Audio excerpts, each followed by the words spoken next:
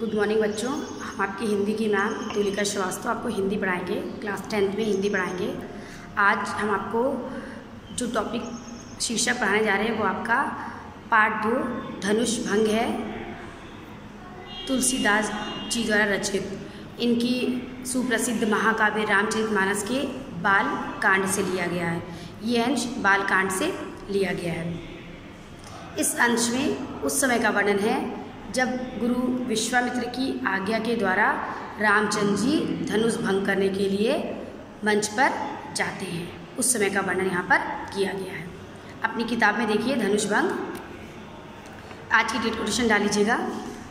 उदित उदयगिरि मंच पर रघुबर बाल पतंग, विकसे संत सरोज सब हर्षे लोचन भृंग। यहाँ पे कवि कहते हैं, तुलसीदास जी कहते हैं कि विश्वामित्र की आज्ञा लेकर जब रामचंद्र जी मंच पर धनुष भंग करने के लिए गए, उन्हें देखकर ऐसा लग रहा था कि प्रातःकाल का बाल सूर्य उदयाचल पर्वत पर उदित हुआ है।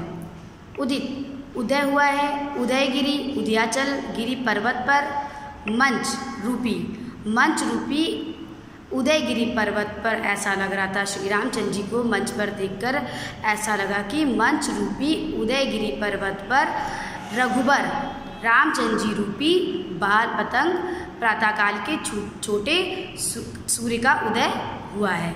रामचंद्र जी जब धनुष भंग करने के लिए मंच पर जाते हैं तो मंच पर उनको देखकर ऐसा लगता है कि मानो प्रातःकालीन सूर्य उदयाचल पर्वत पर उदित हो गया है।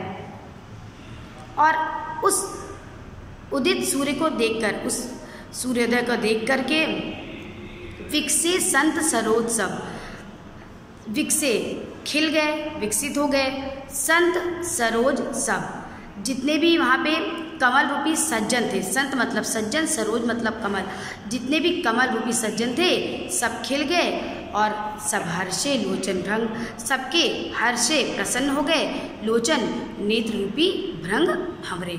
यानी कि यहाँ पे कवि कहते हैं कि जब रामचंद्र जी धनुष भंग करने के लिए मंच पर गए तो उनको मंच पर जाते हुए देख करके जितने भी सज्जन लोग वहाँ पे संत लोग थे सब खिल गए और सबके नेत्र प्रसन्नता से भर गए। वैसे ही जैसे सूर्योदय को देखकर उदयाचल पर्वत पर सूर्य के उदित होने पर जितने भी कमल होते हैं वो कमल खिल जाते हैं और जो भंवरे होते हैं वो प्रसन्नचित्त हो जाते हैं, वैसे ही रामचंद्र जी को मंच पर देख करके संत रूपी जितने कमल रूपी जितने संत थे वो सब प्रसन्न हो गए और सबके नेत्र रूपी भंवरे खिल उठे।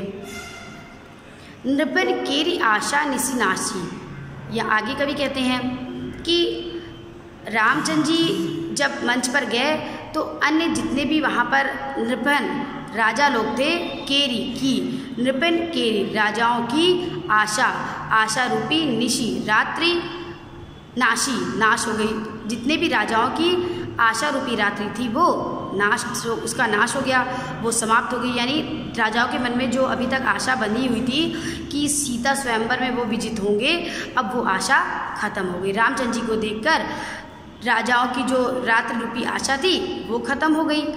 वचत नखत अवलीना प्रकाशी।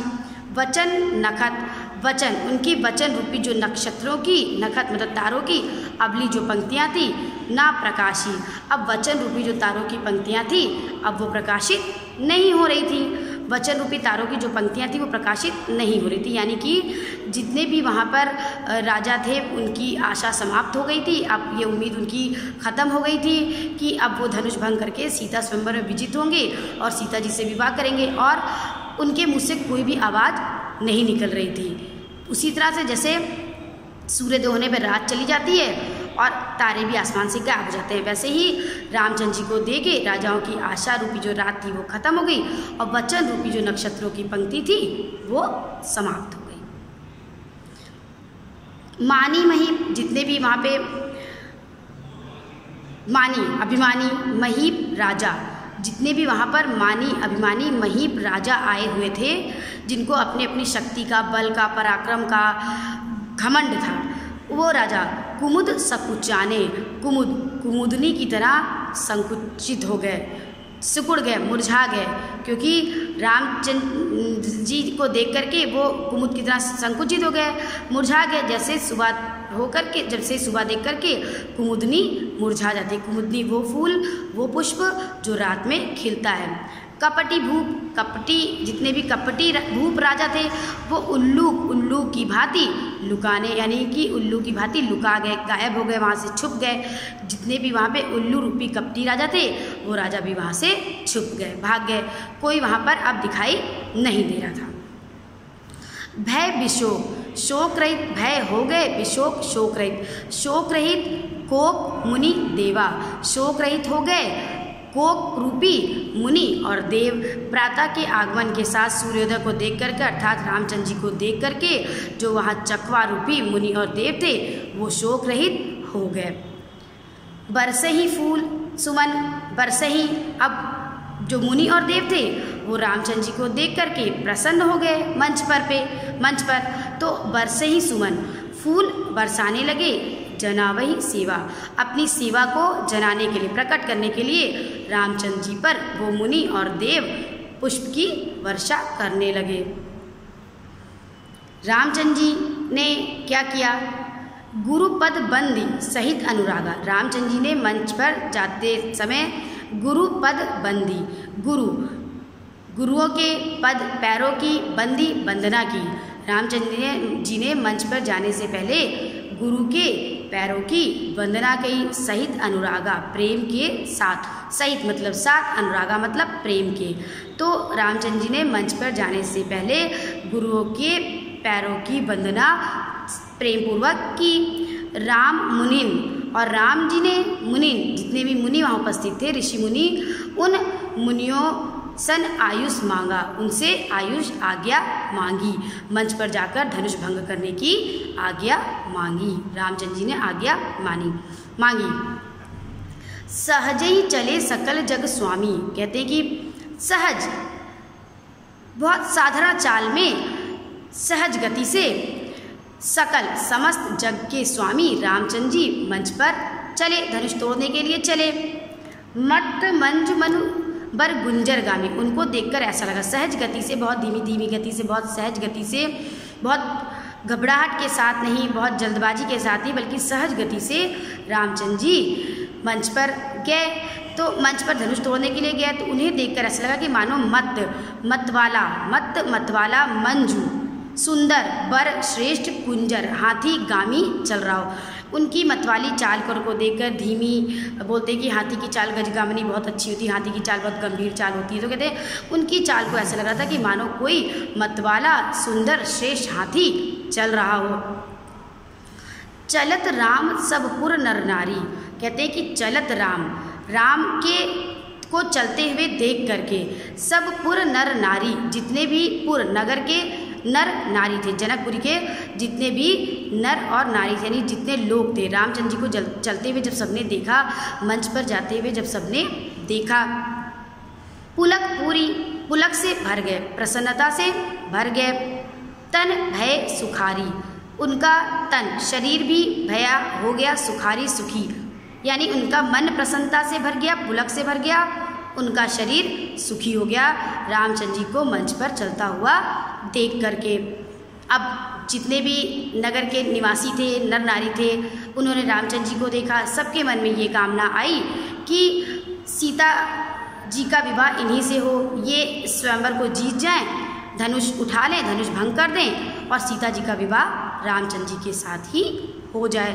तो जितने भी नर नारी थे उनके मन में ये कामना आई, तो वो क्या करने लगे, वो वंदना करने लगे, पितरम, अपने पितरों की, पूर्वजों की, और सुर